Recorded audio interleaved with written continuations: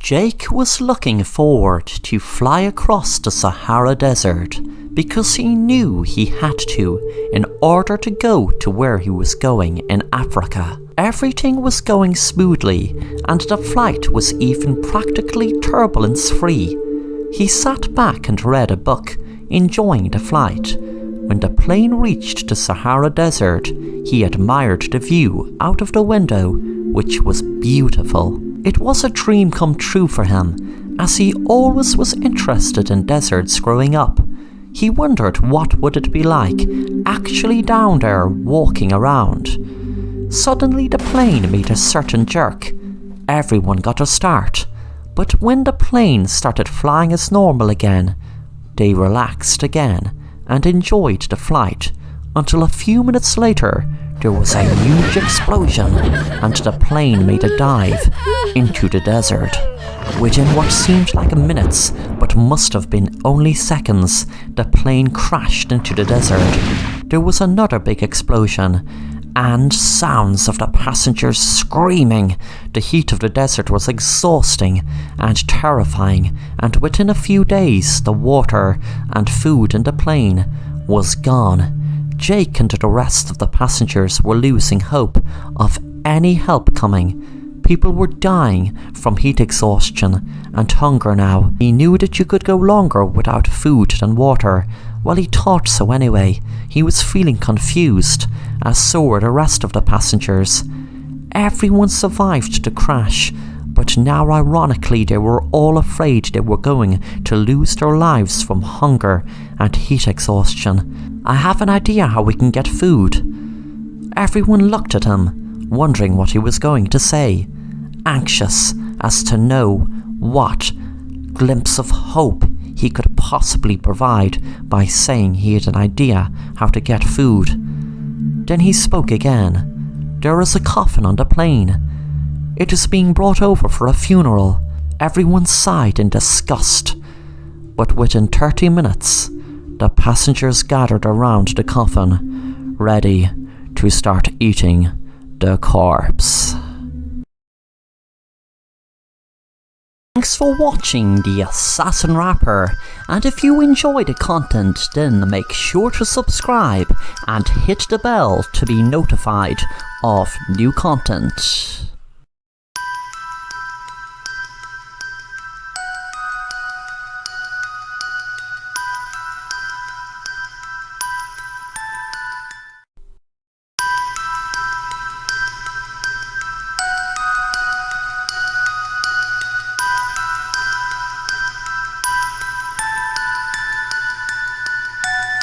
Jason was a kleptomaniac since as long back as he could remember.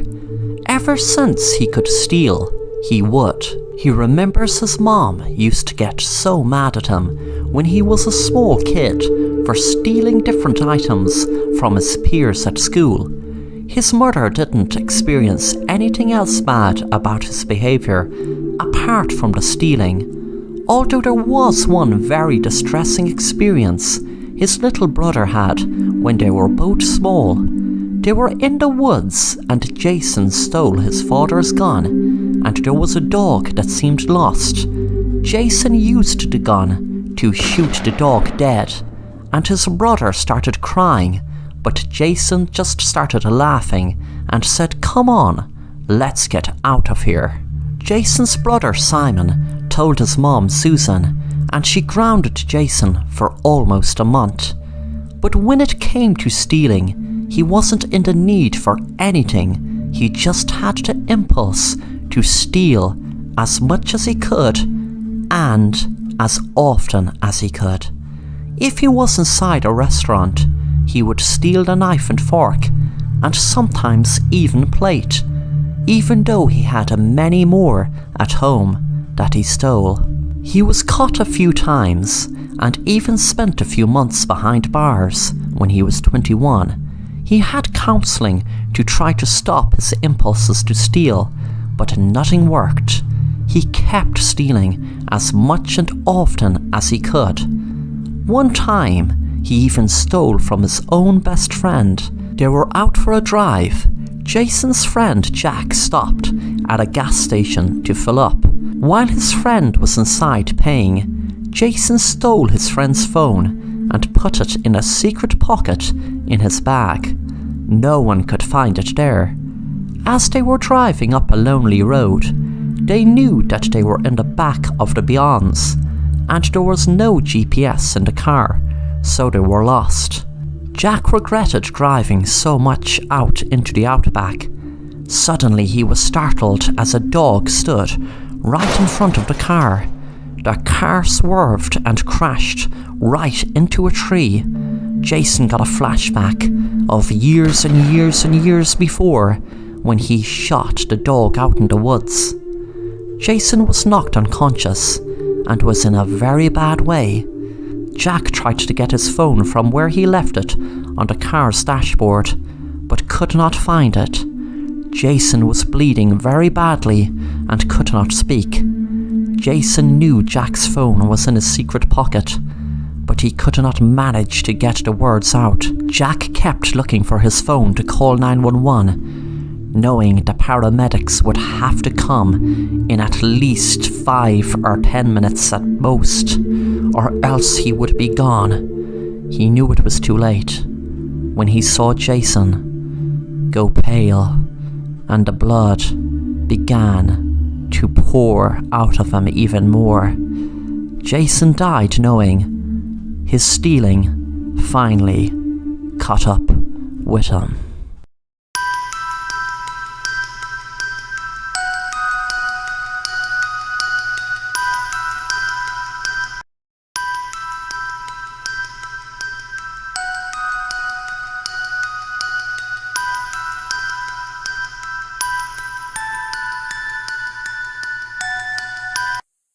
The boys in homeroom were talking about it.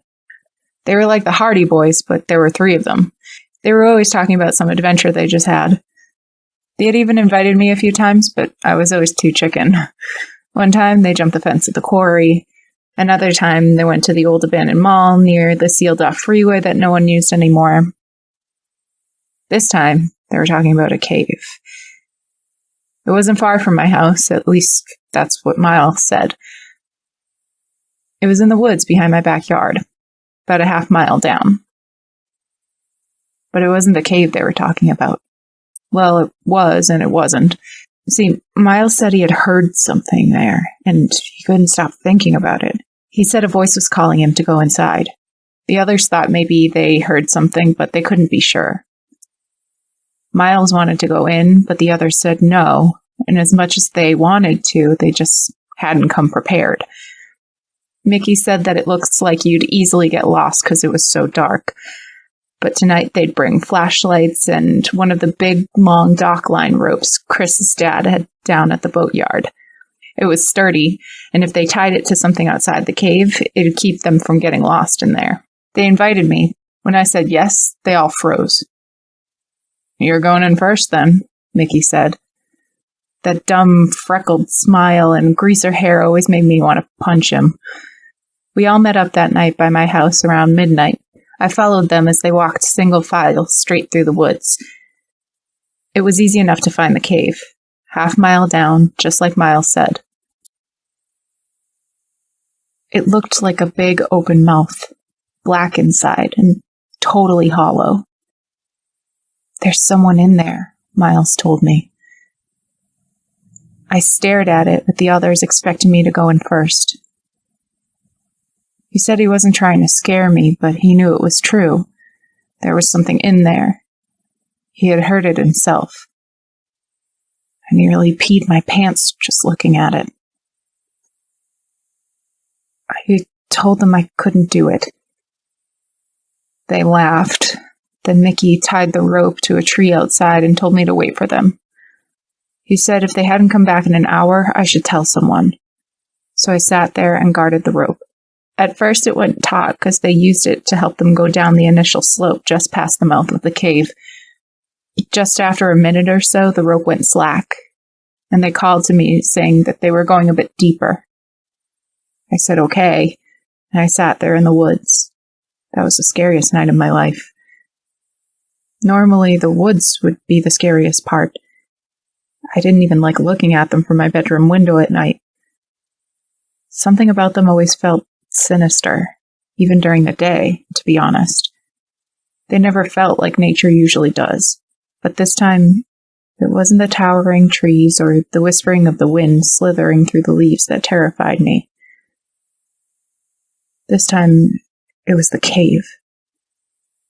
From where I sat, it was just a wide opening with darkness so thick it could even be a curtain.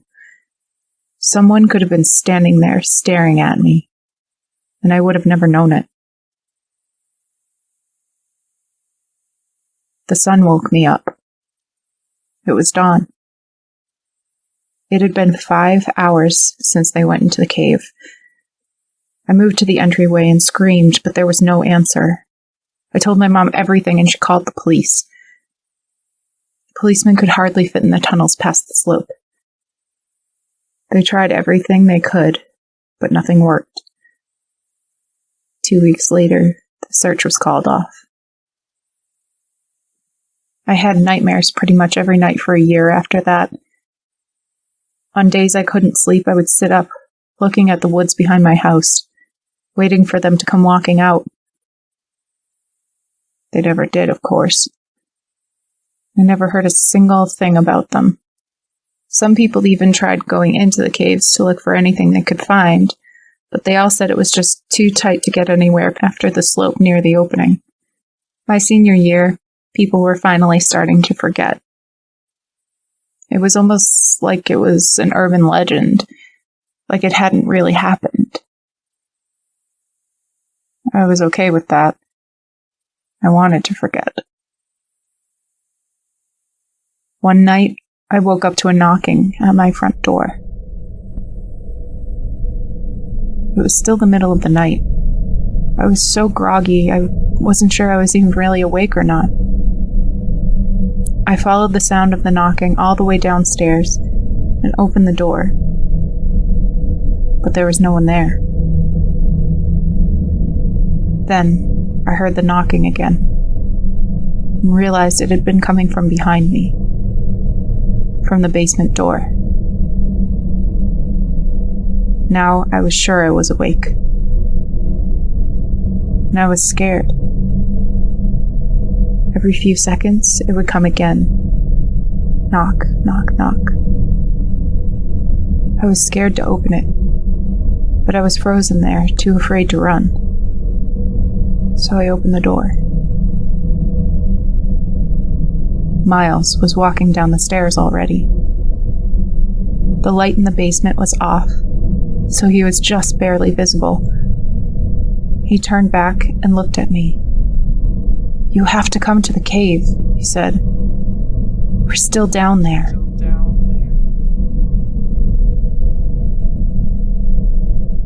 He turned to go back down. Just before he did, his eyes glistened yellow in the half-light. He walked into the dark and vanished. I tried to convince myself that it had been a dream, but something inside wouldn't let me believe it. After that, I couldn't stop thinking about it. What if it was true? What if they were still down there? Every time I closed my eyes, I saw the mouth of the cave, just like that night. I felt like all it wanted was for me to go inside. I kept thinking about the tunnels. What if there was one right beneath me as I saw in class? What if all three boys were only a few feet away from me, right beneath the surface? It would have been the easiest thing, just staying put, keeping to the surface. The risk was all below.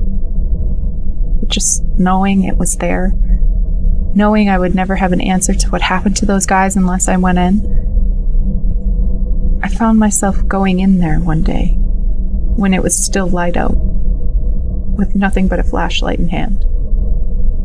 I figured I'd just cross the threshold, look around for a second, and come back up. Maybe the pulling, the incessant thinking about it would finally stop if I just went inside, just for a second. When I got there, it wasn't so scary, so I walked inside. The cave was wide, wider than I would have thought. It sloped down so that just after you had gone in, you were already too deep to see the opening behind you unless you looked up, which I did. The cave stretched on beneath me. It was steep, but not so much that it caused much concern. I figured if I was really desperate, I could climb back up pretty easily. So I slid down, following the beam of my light, down and down the wide open cave. Finally, I came to the edge of the slope. There was a drop, only about 7 feet down. I aimed my light. It seemed like a flat platform and a way to keep going straight. I could only see a foot or two into the corridor. The walls were full of rocks that stuck out. I could climb up if I wanted, so I sat on the ledge and pushed myself off, landing on the platform. "Hello?" I called at the edge of the corridor. My voice carried, bouncing off the walls and fading into the dark.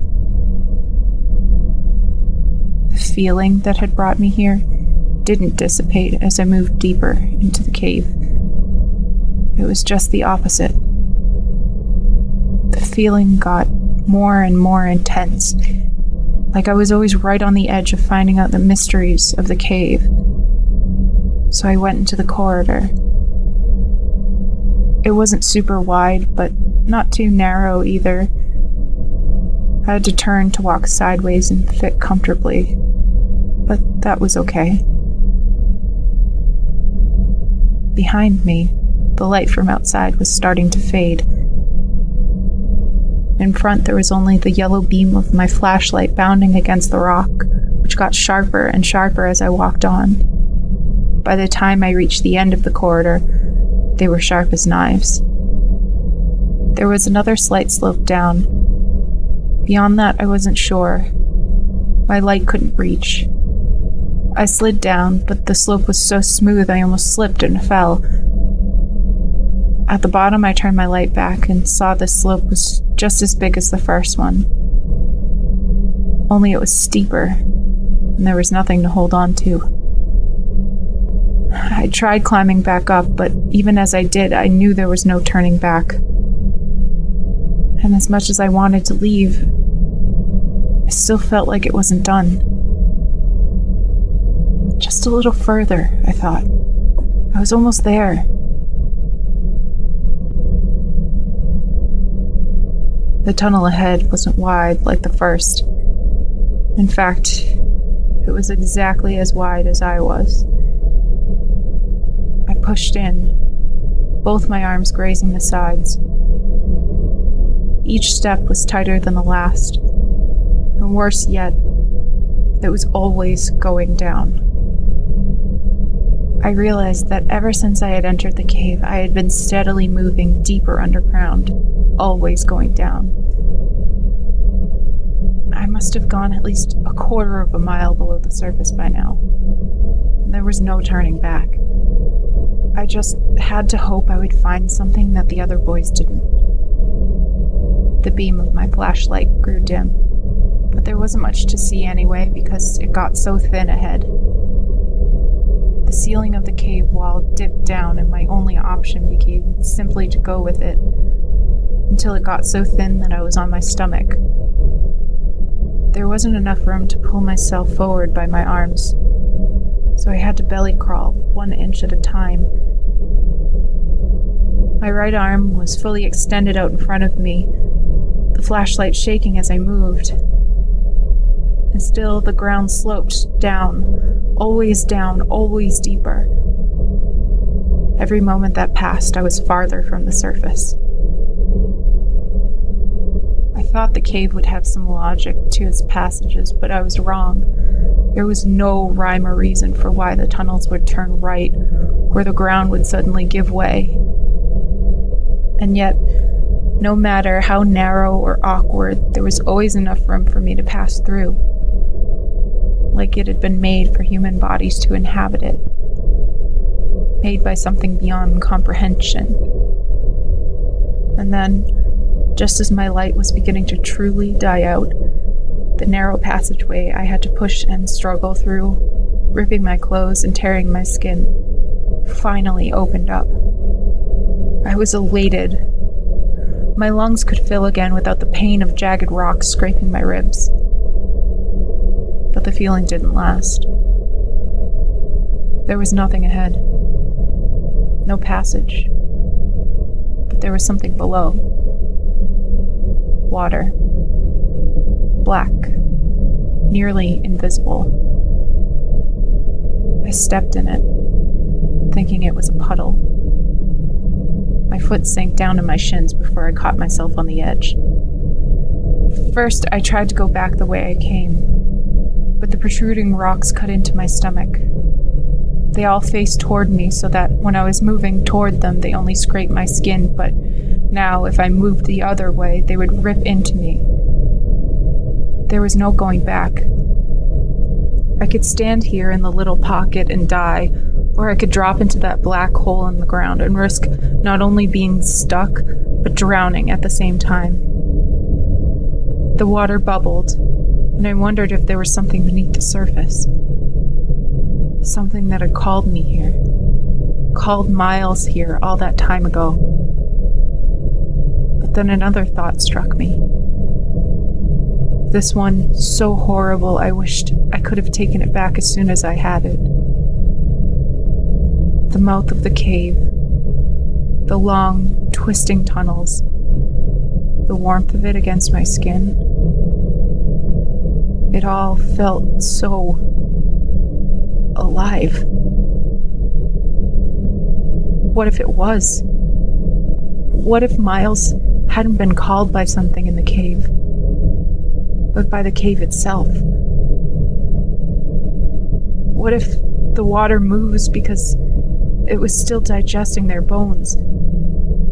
My light finally went out, and I was left with nothing but a darkness so absolute, it too felt alive.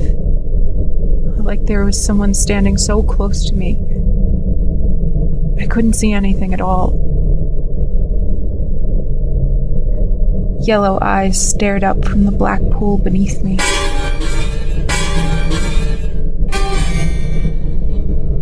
They quickly sank into the depths. I stood there, frozen and trembling, my mind reeling. Had I really seen them? I don't know how long I stood there. Maybe an hour, maybe 5. My joints were locking up, and the silence around me began to sound like voices. I would move, and my feet would scrape the ground, and I would realize just how quiet it had really been. The dread of my situation began to set in, and I made my decision. I would dive into the black pool. There was no other way. I closed my eyes, which had already filled with tears, and I took a deep breath. I jumped inside. As soon as I did, I knew there was no coming back up the same way. The tunnel was about 5 feet deep. Below, the space opened up into a vast black ocean. I hoped to reach the bottom so I could trudge along the floor to find the wall, but I only kept sinking. Beneath me, there was only emptiness. There was no floor. I could see nothing, of course, but to me it felt infinite, like I was slowly falling down an endless void. The air in my lungs pushed against my ribs, desperate to be let out. Then something swam past me. I couldn't tell what it was. A giant, ancient creature, a skeletal boy who now lived in the labyrinth. Or maybe it wasn't something separate and apart from the cave. Maybe it was a part of it, like a tendril or a pulsing vein. My lungs burned. I opened my mouth. The water rushed in. It flooded every part of me. I woke up choking. All at once, it felt so ridiculous. Of course it had been a dream. It had to be. Once I caught my breath again, I lay down, trying to calm myself. I watched the ceiling, and as I drifted off again, I could have sworn the pattern on the drywall began to swirl. It's been some time since the dream, though how long I can't really be sure. I've moved on from all of that. Even the town is only a memory to me now. I work in the city. I have lunch in the courtyard of one of those new big glass buildings. Every night when I go to sleep, I stare at my ceiling, and just before I fall asleep, sometimes it feels like the world isn't right. It's hard to explain what I mean, but sometimes as I'm going about my day, eating my lunch, sitting on the bus, watching the people on the other side of the window go about theirs, something feels off. The people around me are always pleasant and fine, but there's something not right about them. And sometimes when I'm alone, I wonder if I'm still there. Still in that cave. Just sinking into nothingness.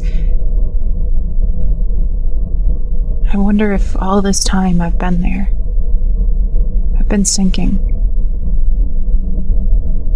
What if I never truly woke up? What if right now I'm in the belly of some great beast that placates my mind while slowly but surely it devours me?